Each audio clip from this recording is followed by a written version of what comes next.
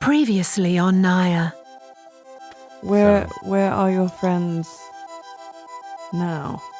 Honestly, I'm not too sure. They're not your I saw friends some of anymore? them in a mansion a little ways back, and I kind of woke up after a beating. Master Kolosevsky, I've been sent to bring you home. What Neiman was looking for, those scrolls. I think that the time is very pressing that we need to take care of these and bring them back to the tower at Moon Lake. What kind of scrolls was he after? What are these?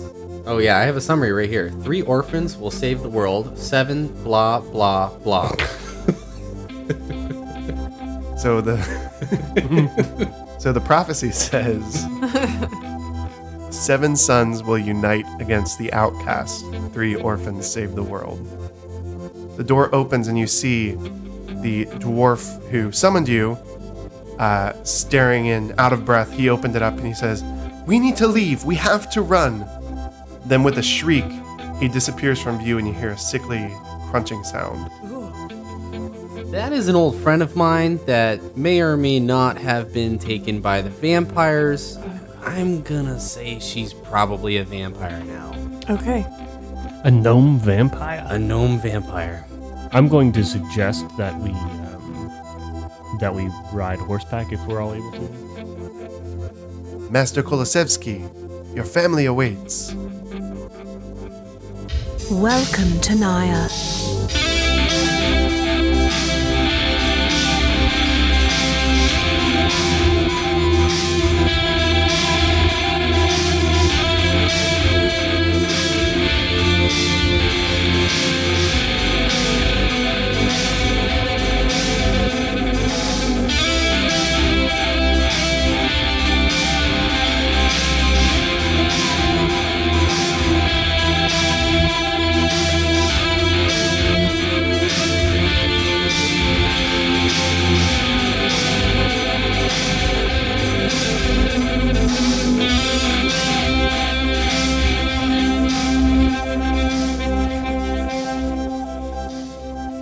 Hello, welcome to Nire. This is Jay, your DM.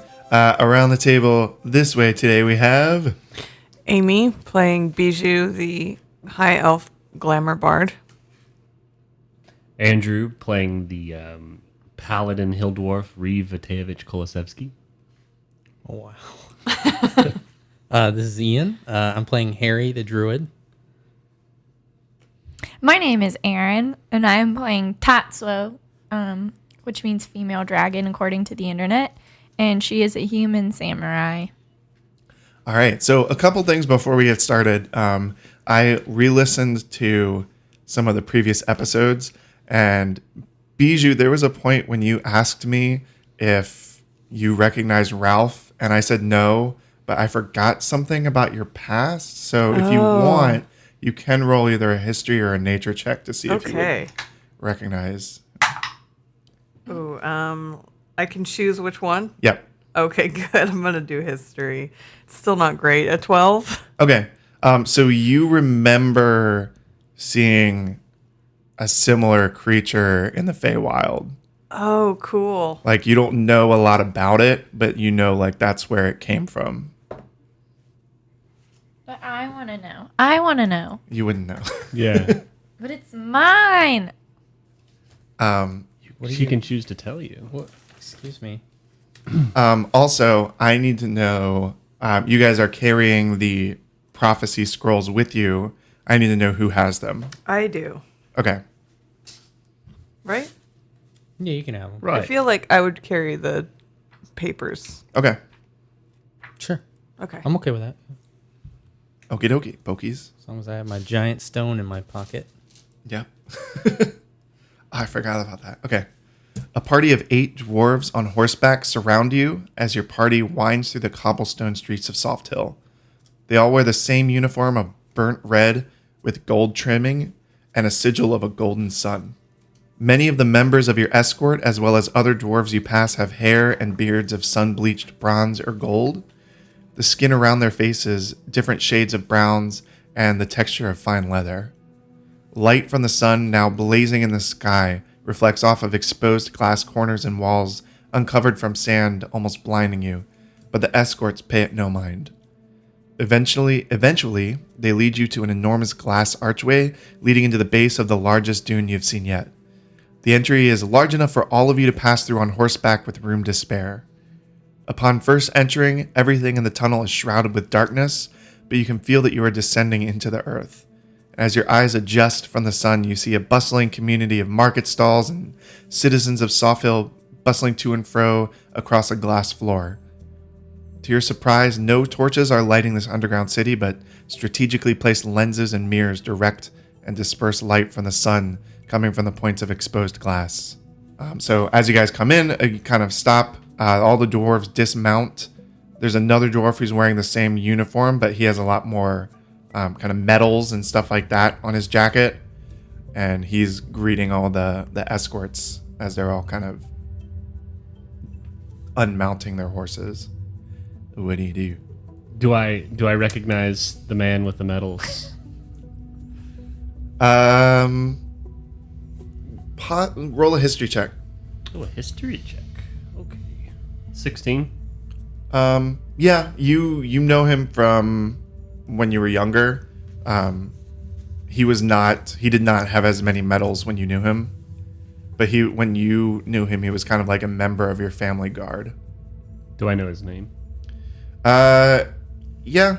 His name is Fornet Blazingtoe. I walk up to Fornet, and as he's greeting the others, and I just kind of silently stare at him, and I just kind of like nod. He turns to you and he says, "Mr. Kolosevsky, it's so good to see you. Welcome back to Soft Hill. It's been a long time." I tell him, "Thanks for the warm welcome." He says, "I'm sorry that it's under such sad circumstances, but it is truly good to see you again, and we're all glad that you're home." I appreciate that more than words can describe. And I just kind of walk back to my party. I'm just kind of processing being home for the first time in years. Mm-hmm. Say, where the heck are we? In character or to Yeah. me? Where the heck are we? I don't know. That's not how she talks, but sorry, I was. Were you saying that out loud, or is Yeah. that like internal monologue? Yeah. Out loud? Yeah, out loud. What is this? Where are we? What's going on? This is my home. But like, tell me more about it, because I missed all of what Jay said. Sorry, I realized. Sorry. Okay, like sidebar. I realized that when my character gets to 3rd level, she gets like something else, so I had to look at that. Anyway. So I look at Tatsuo and I'm like, "Are you feeling all right? We're in Soft Hill. Nope. Were you asleep on your horse?" Yep, that's what happened. It's very rude. She got really distracted looking up Ralph. Yeah, did. Okay, so the Fornet kind of turns to the guards that were escorting you, and he gives them like a nod, and they take their horses and come up and offer to grab the reins from your horses. And he says, "If you would please, my guards will stable your horses for you while you are here." Do you guys give the reins up? I give do. Oh, sorry. No, go go ahead. Go ahead. I just said I do. I give the reins. Yes. I'm aware. I'm gonna look at Reeve just with a cold, blank stare as I slowly hand over the strap. I don't know what it's called. The strap for my horse. The reins? Yeah. Just And I just kind of nod at you like it's okay. You can trust these people. nothing said. It's just I'm just curious. I'm cold staring back with my eyebrow raised. Since I'm Harry intrigued. is so tall. Yeah. And I'm pretty tall, and we're in the dwarf Yeah. sort of hold. How are the ceilings? Are we having to like duck So it all? This Valid point. area that you're in now is like really big. Like Okay. it's really so it's normal for us. yeah. Okay. Well, I mean, you guys are still taller than everyone else in the city, but Yeah, but really big for them is going to be like what, 8 to 5. 10 foot ceilings? no, like really, like probably like 60 feet tall ceilings. Like we're in Oh, really Moria. just like legit. So in the mountain basically, kinda like stuff. this Okay. is like a huge. You guys are underground at this point of this enormous dune, and basically this dune is like an entire city, like Cool. inside of here. Was that an Aladdin reference? No, Are we gonna? Okay. I mean, we're in a dune. I was thinking there was a. Okay, whatever. no, it was not like a lion's mouth that you went into. Hoping it was. This is a dwarf's mouth. A diamond in the rough. Oh. Okay, so Fornet will kind of gesture that you guys follow him. You will walk if you want to, and he'll say, "We will go up to see the rest of the Kolosevsky family if you are all ready." And Sure. he starts to walk away. I'm visibly sweating. I go up to Reeve, and I ask, "Are you on good terms with your family? Are we in for any sort of conflict, or is this going to be a pleasant trip?" I look at her and I basically I don't know. I don't really make a whole lot of. I don't say much other than just it'll be okay. But I'm still very nervous because it's been years, and I have a lot of personal weight and baggage from the last time I talked to some of my family. Well, I'm sure they'll be very proud of you to see you in your armor and your whole paladin thing. That's pretty cool. I suppose. All right. At least you have a family. Here we go again. I'm just gonna walk with Reeve just on his right, just slightly behind, just to kind of be a calming presence. I kind of think to myself, way to make this all about you. Just kidding. Tatsuo's just But you don't stomping hear me, I through, just- cleaning out her ears, flicking off bugs because she's feral.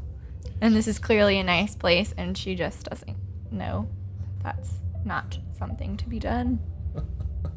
So you guys are the area you're in now is kind of like the main like market and bazaar area of this underground city. Like I said, it's huge, like really, really large area, really high ceilings. Fornet leads you over to a set of glass doors, and one of them slides open, and he kind of motions that you guys enter into this little glass compartment.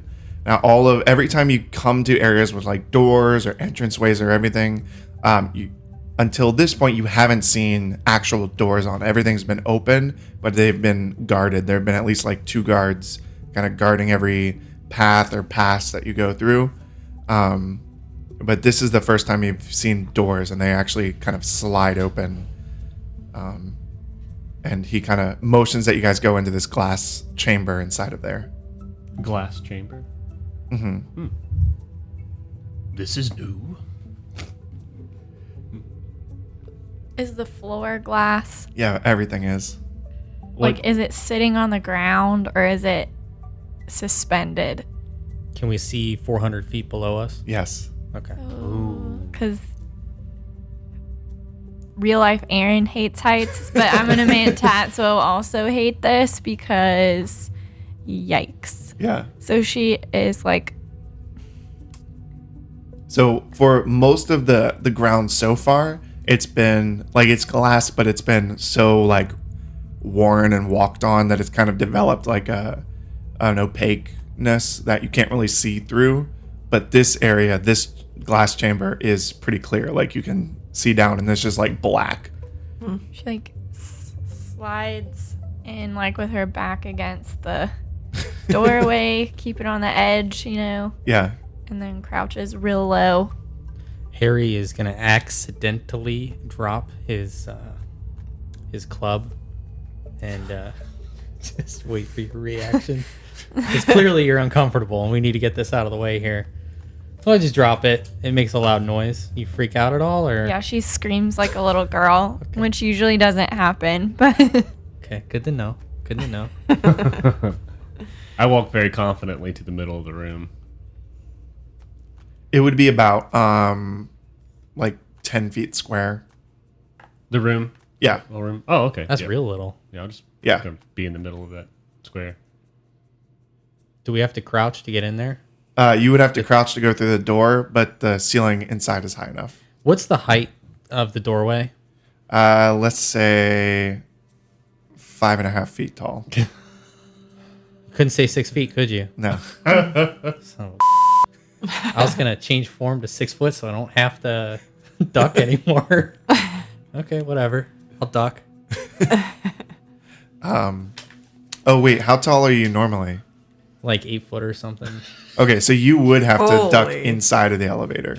Well, like, I can disguise self as someone as low as 6 feet, I think. Yeah. Maybe 5 feet. I'll look it up. Because if it's 5 feet, I'm just going to become a 5 foot dude. So I Okay. don't have to do this anymore. Then I'll be the tallest. It's fine. Tatsuo's 5'4". Here But we that's go. like Making head it up on height, herself so- again. Yeah. Well, I'm just saying, like, she fits, but, like, she has a ponytail that would probably get stuck. So Fornet, once you guys all enter, kind of goes in, and then the doors close, and you feel the platform start to rise that you're in, and it's going up. And if you look down, you can actually see kind of like some clouds of steam, kind of like pushing it upwards. And Fornet's, he's here. He's a well-developed character. If you guys want to talk to him, Fornet, are these you would know these. You would, Reeve. You would. Yeah, I would know about these. Yeah, Yeah. I'm not even phased by it. I just because I'm so used to it. Yeah. How's my family? Well, as you know, your father is not doing well. He's been on his sick bed for a long time, but well, since the last time you were here, I guess a lot has changed. Your brother is now the leader of the Soft Hill army at the wall, at the glass wall. So he's a very high position now. He's married and has a couple little dwarves in his family now, and your sister, she's married as well, and she's actually become the head of the Merchants Guild here in Soft Hill. I kind of, at the mention of my brother, I wince a little bit, and I kind of say, "Good for them. I can't wait to see them again." But you can tell there's like a hesitation there. Oh, don't worry. We will be seeing them very soon.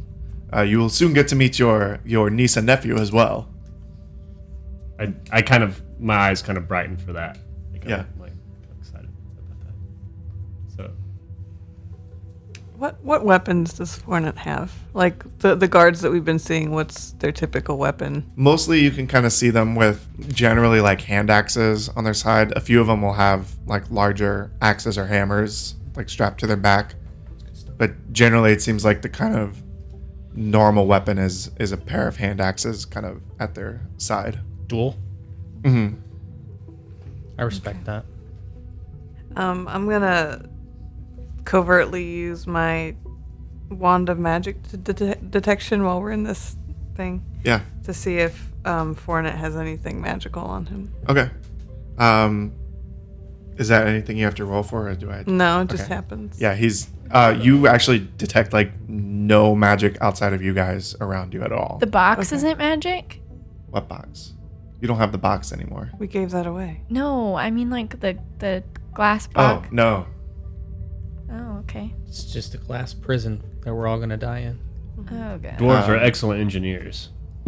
Yeah, so they've engineered I this where figured there's they one would've- point where they can hit it with a hammer and the whole thing just shatters. So Nice. Fornet kind of notices you like checking stuff out, and he says, "Oh, you were impressed by machine. We actually call it an elevator. It's if you're interested, it's actually steam powered. You can see a bit of the clouds below.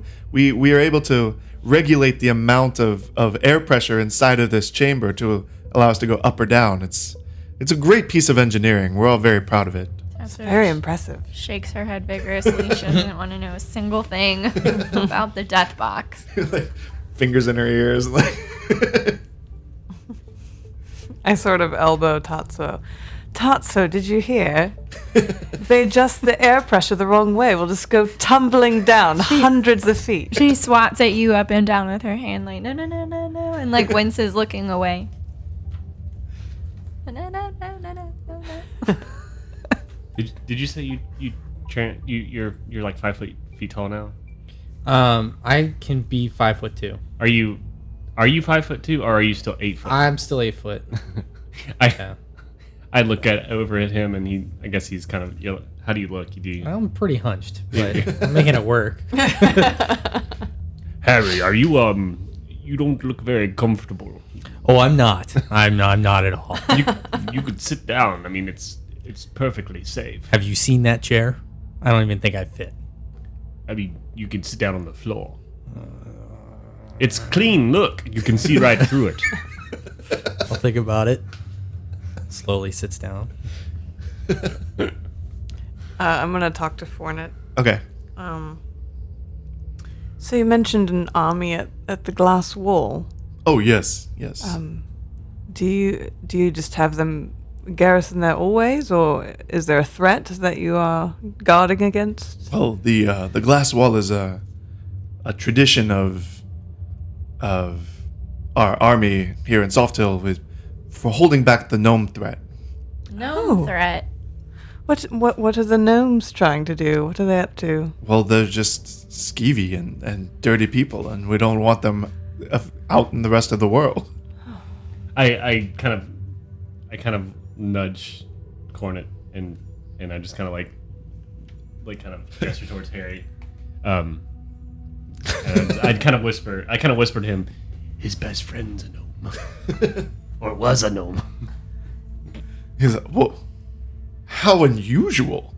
You knew a gnome? They must have snuck past our guard." And this is disturbing. I'll have to send the news to the wall. Increase troops. What's so disturbing about that?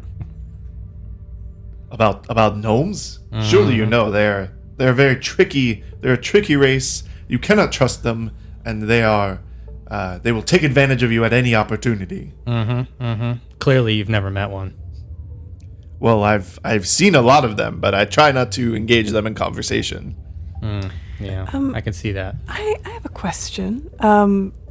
By the way, I'm extremely impressed. I've never been to Soft Hill before, and everything I see is very well engineered and very wonderful.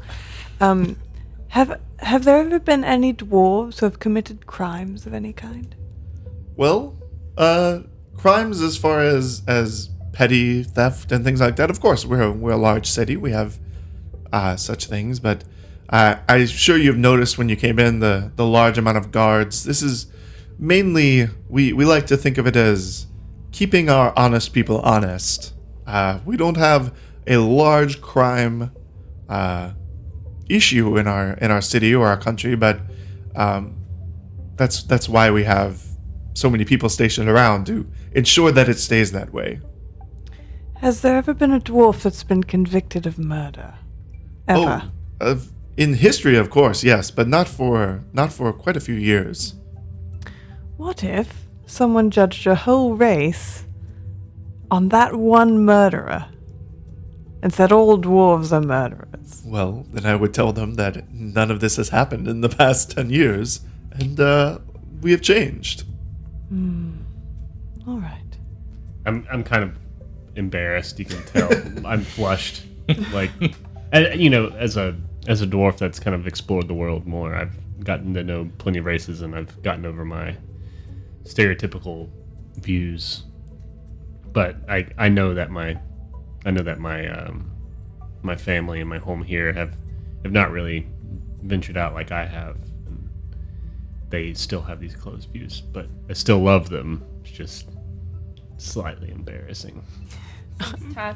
Since Tatsuo is feral and inappropriate, she says, listen, we haven't had the best experiences with gnomes overall, but this doesn't seem right. I'm going to keep talking to Fournette. So what do you think of elves generally? Well, they're a bit of a... They're interesting. I have no issues with them, no problems, but I'm glad I'm not one, if you know what I mean. Wait, he can currently I'm see that you're an elf, right? I'm certain I don't know what you mean at all. I'm just very proud to be a dwarf, and my history and family here, and the way that our city and our country is run. I'm very proud of the way we do things. As you can see, I'm a member of the Kolosevsky Guard. It's hard to rise to a station like mine and not have a certain level of pride in one's country and race. You said you have a family. I do, yes. Are you married? Yes. Do you have children? Yes. How many? 3. Oh, that's wonderful. They might be dead soon, I think. I didn't say that threateningly. I was just genuinely interested.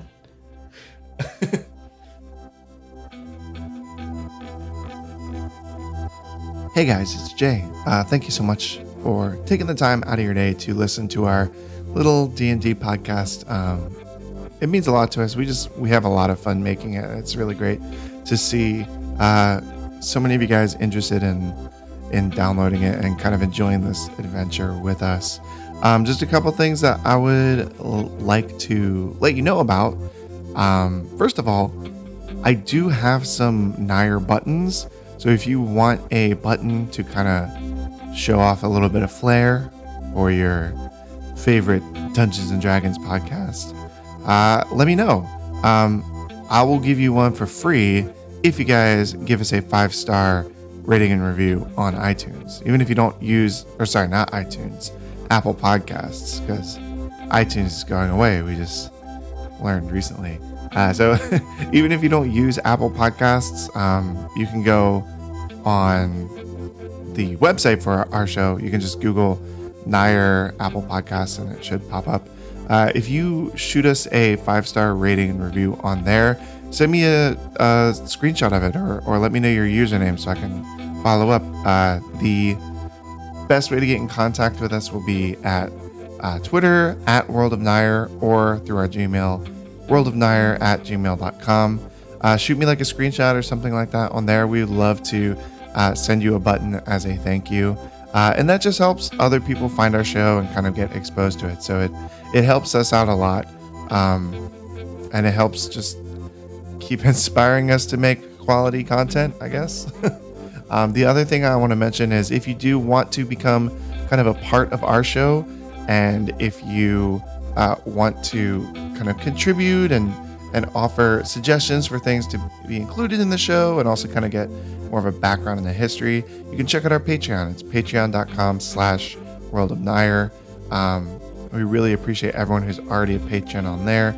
And if you are considering being a patron, but maybe there's something that you want to see that's not on there, or maybe you have some feedback about the tiers, let me know. I would love to hear from you. I don't know what you guys are wanting to see unless you tell me, you know what I mean? So again, you can reach me at the same ways. Either tweet me at World of Nire or email worldofnire@gmail.com. I honestly would love to hear feedback from you on anything, whether it's positive, negative. We're very open to kind of being there for you guys and structuring this so it is something that you want to enjoy along the way with us. So please let me know if you have any feedback. That's not just about the Patreon. That's about the show in general, how I'm DMing. I know I'm kind of opening myself up to some pretty terrible criticism there probably, but let me know. I'd love to hear it. And other than that, we had so much fun recording this episode. I think I told Andrew that I wanted to do some stuff with his family, and he was on board with it, and I think it just turned out really great, and I'm really proud of the next few episodes, this arc that we're going through. So stay tuned, listen to the rest of the show. I will talk more at you next week, but again, please hit me up on Twitter. Love to hear from you, and enjoy the rest of the episode. Thanks.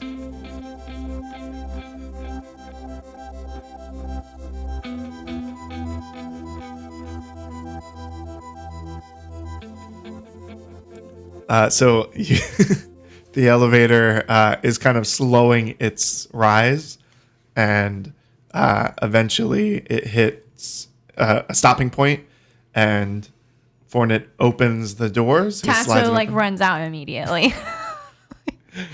Okay. Like in a scrambling fashion, just gone out of there. Yeah. Okay. Like, those videos of like you used to watch on the National Geographic channel when they had like an injured bobcat and then they opened its cage to release it back into the wild. They run out like that. Okay.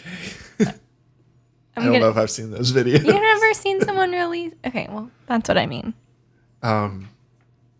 So you guys are kind of entered into what you can tell is kind of the point of this entire city in the dune. There is at the top comes kind of to an angle, like a cone almost, and there it is uncovered, and it's uncovered from the sand as well, and there's sun shining through.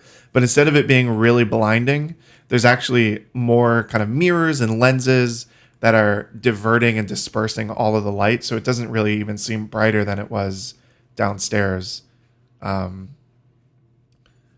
There is a group of dwarves kind of hanging around. You can tell this is sort of like a living room or a waiting area. There's a few actual doors made of wood around, and you see one adult male dwarf and three adult female dwarves, and of course a few guards as well in their uniforms hanging around. And all of the dwarves have that sun sigil somewhere on their outfit, either like kind of woven into the fabric or as a like a brooch or like a sigil mark. I don't know if my character can tell the difference between a female and a male dwarf. All right. I don't think they do. Don't they look very, very similar? These ones do not. So these females look very like traditionally feminine, of like longer hair, no beards, like very smooth skin. Okay. All right. I was just preparing to offend someone. Okay. That's good. Do I recognize any dwarves in this group? Yeah. So the male is your brother, your older brother. His name is Joran, and one of the females is your younger sister, whose name is Sines.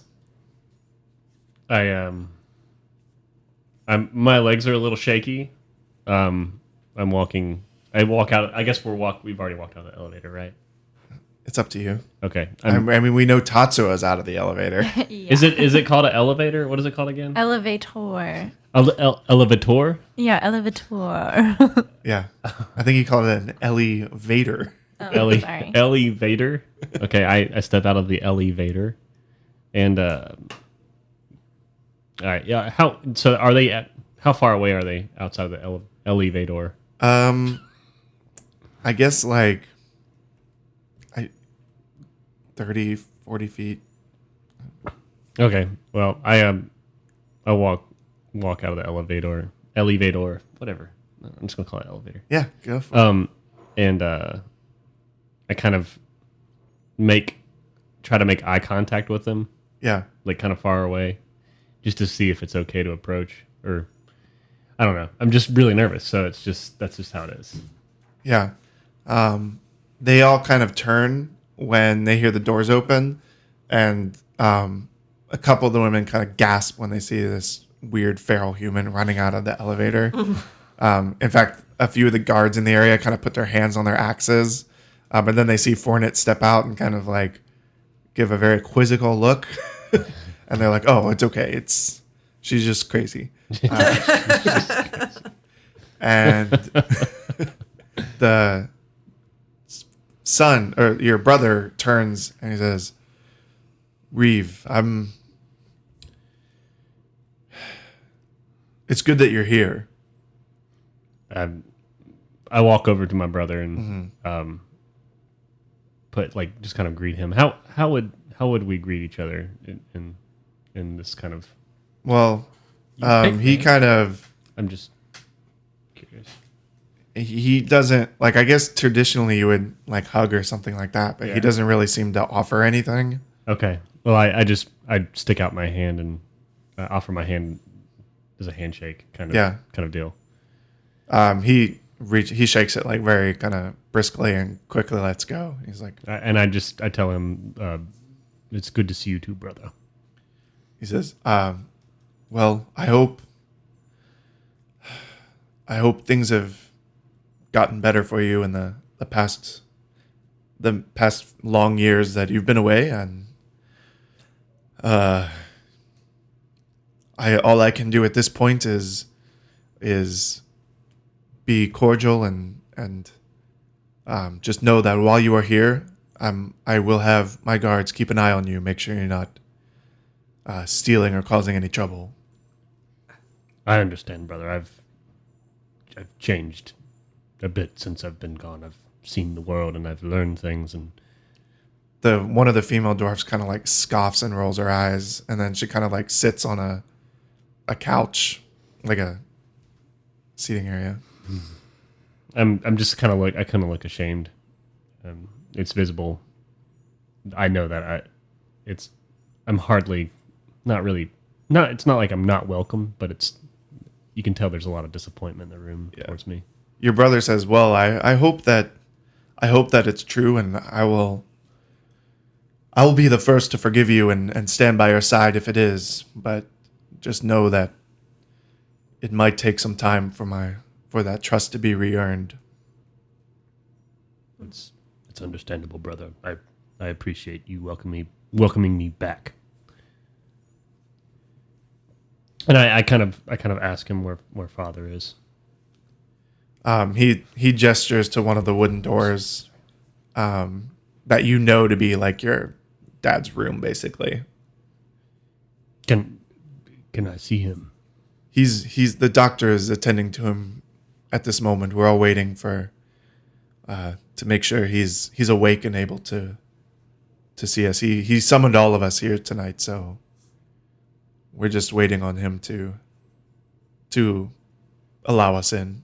I'm gonna go have a seat next to the scoffing lady. She kind of looks over at you and is like, kind of studying you very interestedly. She is she's got some like cropped short black hair, very slender, very like feminine looking, kind of tall for a dwarf, and she has like really fine linen clothes, and that sun icon is just like really large on her chest of her outfit. And she says, "Well, I've never seen anything like you before." I'm going to use disguise self as I'm sitting next to her, and I'm going to change into a 5'2", because I can go 3 feet shorter. Yeah. So I'm going to be a 5'2", very dwarf looking guy. Yeah. And as I do it, I'm going to go to cross my legs. I'm like, oh yeah. She instead of being like astounded, like you hear a gasp from elsewhere in the room, but she's just kind of very interested in like studying you, and there's a big smile like crosses her face and says, "Well, this is new." It's not the only thing I could change. Is this my sister? Yeah.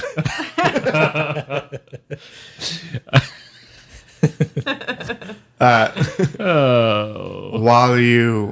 When you say that, one of the other women, again, very very, very fine clothes, comes and like sits next to her and like puts her hand on her leg and is like, what's going on over here? Oh, wait. Say it again. The Another lady is like, "What's up?" Oh, to my sister? yeah. Oh. Is it one of those things? Wait, yeah, one of We're those about things. to find out. Are they in like a You don't know this woman. okay, I don't know this woman. I approach my sister. She kind of like, as you come over, she kind of like crosses her arms and like disengages, and the other woman stands up and she says, "Oh, you must be Reeve. It's very nice to meet you. I'm Sinessa's wife." Sinessa's wife, and you know we come from a very traditional like group. Like I don't know if that's is that kind of common? It's not uncommon. It's not uncommon. Yeah. Okay. Oh, so I'm pretty open about it then too. So I'm just Yeah. I approach. Oh, it's nice to meet you. I'm glad she finally settled down and found someone as beautiful as yourself to find as a bride. Sorry, I had her name written down somewhere and I can't find where. Tatsuo's Charisse. been watching the whole thing. Oh, Fasani. She's just, my name is Fasani. It's very nice to meet you. Fasani Colchest, and you know the Colchests as like another like really high up family, and but they're kind of like in a different city. So, Reeve, what you know of the politics here is that all of there's 6 like large families called and like the head of every family is a member of what they call the Council of Dunes, and that they are they each kind of have their own city. So the city you're in now is kind of like the Kolosevsky family city, but they're kind of like the ruling party or ruling class here in this country. And she's you know her, like you may have met her before when you were younger, but basically she's like a daughter of one of the other rulers. Yeah. Okay. But you don't know her like well enough. Like you probably would have if you stayed in the city, but like you just knew her from childhood, basically. Okay. So I greet her. I guess is she shaking my hand or is that how? Yeah, how's yeah. that work? She's friendly. Okay. So I shake her hand. It's nice to finally meet you. I've heard so much about you from and you and your family, and it's glad that we could unite houses in this way.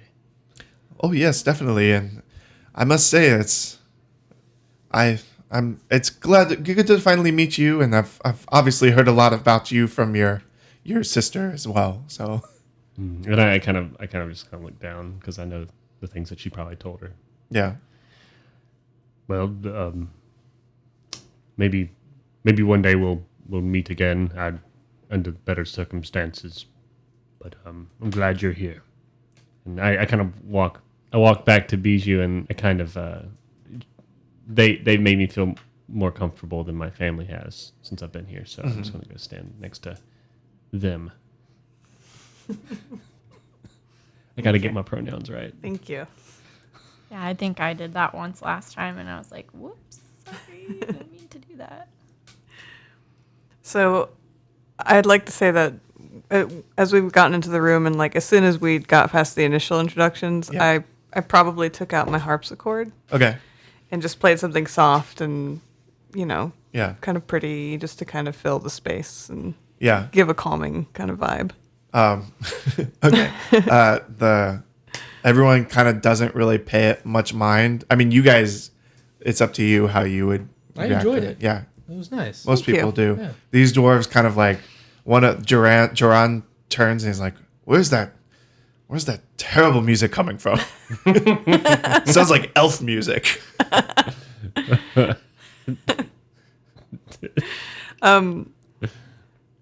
As soon as he says that, I say, "Oh, hold on," and I change to start playing a like a dwarven song Okay. that I know. To start smashing stuff. Everyone kind of like relaxes more. Like this. It's full of dissonance and but they find it Vicious mockery.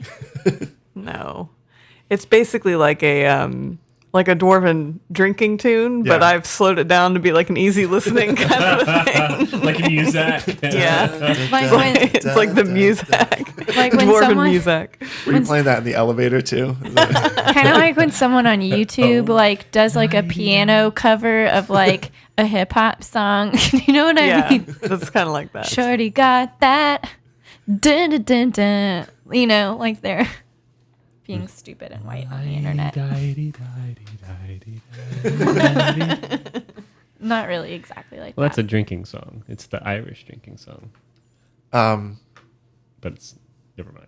Yeah, if any of you guys have more questions about like Soft Hill or how it works or the politics or anything like that, you have a very bored, high-ranking family that you can ask these questions to. Well, it's not going to be Tatsuo. She doesn't. What is Tatsuo doing right now? That's a good question. Probably sniffing a lot of things.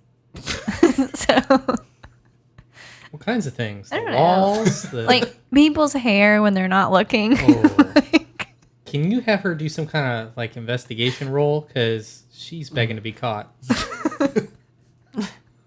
Going around touching people's hair, smelling it. no, Like, not touching, not touching. Just like when oh, they so look just leaning away. in real hard and just Yeah, yeah. that's a dwarf. Wait, how tall is Tatsuo? 5'4". Okay, so I'm close to your height, like 4 inches. I'm 5 foot, I think. So you're going around and Are you sniffing like drawn? I don't know, just all over the place. She's not picky about it. Wait, what? Which one should I roll? D20, yeah. If he's gonna make you do something. Ooh, an 8. No, you didn't have to roll anything. Oh. He did. He was like, he feels you kind of like coming in his, like behind him, and he kind of just like whips around and like goes to like punch because he's like someone's like coming in his space and he's like a soldier and is like, who, and so he like tries to whip around and punch you and then like sees who you are. He's like, oh whoa. She could like lean back away from the fist because she always trains really well. So she would just be like, zip, lean back. He's who? What? Who are you? I walk over to Tatsuo and kind of grab her by the scruff, like because I'm just like, you're just a little animal right now. So I just like grab her and I'm like, Down, girl. and I literally pick her up, like I'm kind of holding her above me, even though her legs are like only like a foot. The toes are still brushing the ground. Yeah, I just kind of pull her over to where we were standing, and I just say, "Sit." Yeah, I go into my pack and I pull out some food from the rations. Yeah, and like I just jerky. give it to her. Yeah, I'm like, Tatsuo, please, we're in high society. Just have a seat and have a bite to eat, and just wait. Don't bother people. They don't like it. We're training her. She takes the jerky, but then she like nudges Ralph out to go investigate. So like Ralph is doing his job now. Is there anything Ralph is looking for? Just suspicion in general, because she's very suspicious of everyone, especially new places. She's always looking for the weirdness. You are the weirdness. Well, yeah, but like the bad guy weirdness. I'm gonna lean over to my lady friend and just kind of say, like, I'm gonna nudge her. I'm like, you know that lady? The hell was that? Tatsuo? He goes, is she not with you? I don't understand. I don't know what that is. Just sniffing people. I saw something crawl out of her. I don't know what the hell's going on over there. He's really incognito. He looks like a dust mite. In this like pristine, clean glass room. Yeah. Okay. Who's that kid from Charlie Brown? Oh, the dirty one? Yeah, it's like the one with the blanket. Yeah, basically. Well, no one detects Ralph. Did he find anything? No, there's. What do you? It's a glass room. It's probably pretty clean. Sneakiness. Okay, so Ralph didn't find anything. I'm gonna lean over to Tatsuo as I watch Ralph just sort of roll away and roll around the room. I'm just gonna lean over to her and say, he's not quite from this world. Well, where is he from? I think he's from where I'm from. Hmm. I'm not sure how he got here, though. I want to know all about Ralph, so I can feed him a better diet. Well, he comes from a magical place. Oh. Maybe you can help me take care of him. I think you're doing just a great job yourself. Oh, thank you. So eventually, one of the door opens and you see a dwarf with spectacles come out, and he says, your Vorm is ready to see his family." And he kind of beckons, and Joanne and Sinnes kind of start heading in, and Joanne turns to see if Reeve's following. I am. I'm kind of. Who all is kind of moving towards the door now? I guess I'll bring up the rear. I give Reeve an encouraging nod, but I'm not going to go in there. I wasn't invited, so. Okay. So I just walk in alone with my family and All right. hope that I don't pee myself of awkwardness. And the door closes behind you. The three of you are left out with the wives of Reeve's siblings and the guards. Fournette is still there. He says, "I'm not sure how long this will take, but if any of you would like to see our beautiful city or explore or visit a tavern, you're more than welcome. We have plenty of messengers. We can gather you if we need to." Oh. Well, do you want to go adventure? Yes, because I don't know. It's awkward being around someone else's family, isn't it? When you've never met them before. Well, maybe we could go to the market or a tavern. What would you prefer? Let's head up the market.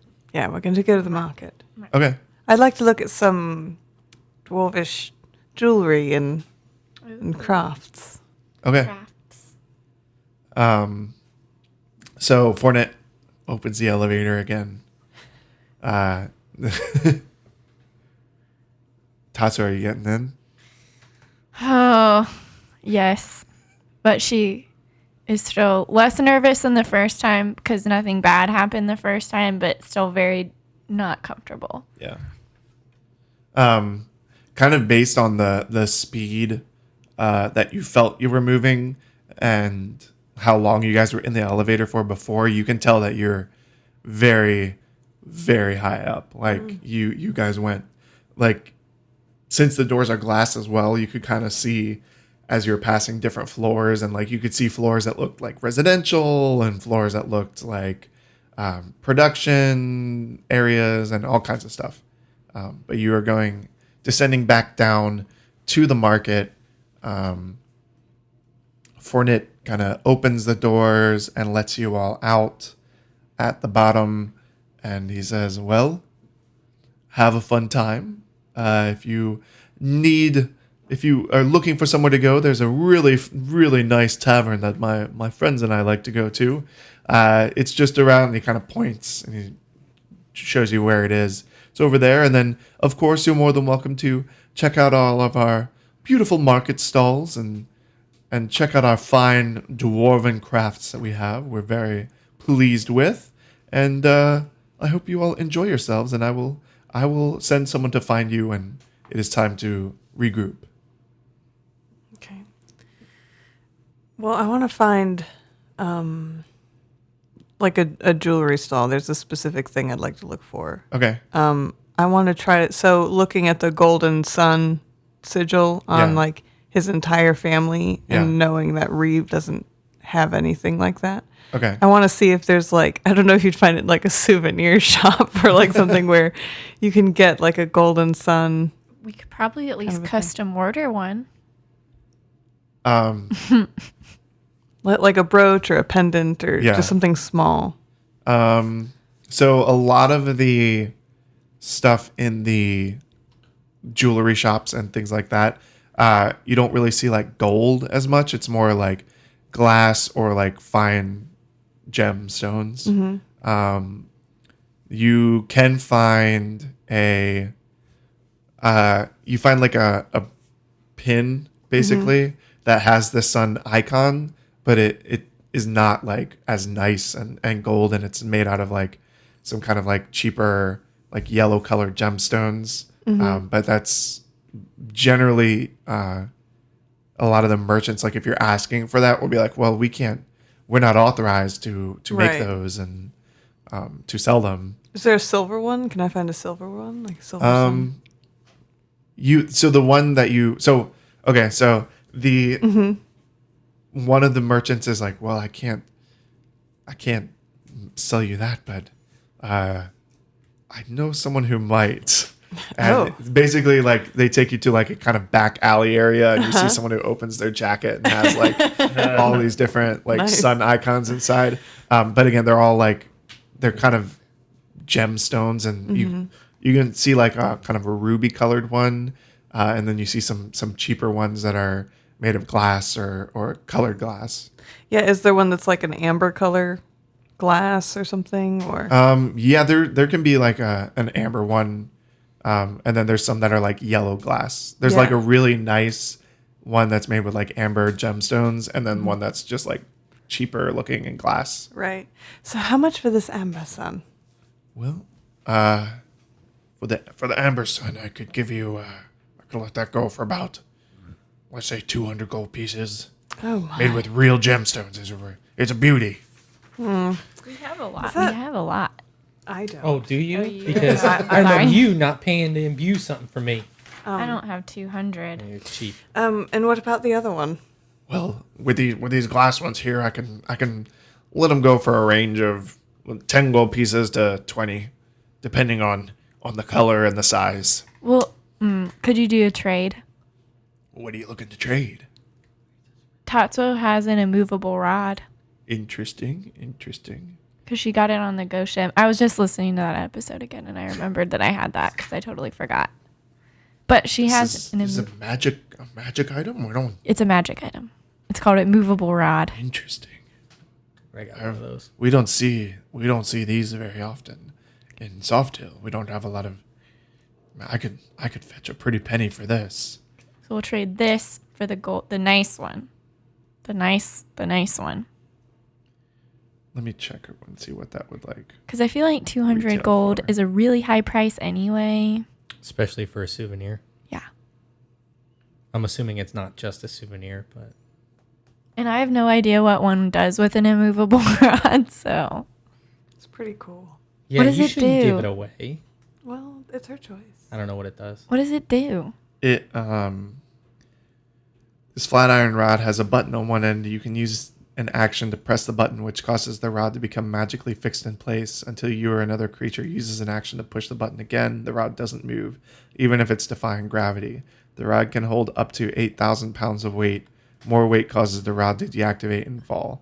A creature can use an action to make a DC 30 strength check, moving the fixed rod up to 10 feet on a success. What are the dimensions of the rod? It's It's like 2 feet. It doesn't have any. I think it's like that, like a foot maybe. Okay, that's really cool. Yeah. Bijou, how much does this mean to you? Well, hold on. Defies gravity. It's worth a lot. Yeah. What about this smaller glass one that's the pretty amber color? I could give you that for 10 gold pieces. You have yourself a deal. All right. So you're not Nope, interested I'm in keeping selling the that rod. rod? Keeping the rod. I'd give you a pretty penny. Nope, keeping the rod. Ask him what a pretty penny is. What is it worth though? I could give you 1,600 gold pieces for it. What? Okay, no, I'm keeping the rod. I'm keeping the rod. All right. Well, thank you You very sure much. there's not anything I could? Nope. I'm gonna keep No, the thank you rod. so much. I think we're done here. You've been wonderful. Oh, Where to next? Arcana shop? Yeah. All right. anything you guys are looking for specifically? Because I didn't find out shops per se, but Someone that imbues. Well, I can pull some stuff out. sorry, really quick. Does the thing that he sold me, does it have like a pin on the back or Yeah. Okay. So it's like a brooch. Yep. Okay. I don't know. I'm looking to imbue a weapon. Okay. There's not an Arcana shop here. There's In the no entire there's no city? magic in the city. Like it's a magic free area. That's Talk weird. about a lame duck. That sucks. Okay. How would you imbue the weapon? With magic. Can you do that? Can I? Can anyone do that? If I found the spell to do it, maybe, but What kind of spells can you put on no idea. stuff? I've never tried. We are going to end this episode here, and we'll pick up the next one. Jumping to Reeve. Thank you guys for listening. Find us on the internet. We're all over the place, and we'll see you next week. Bye bye. Bye, guys.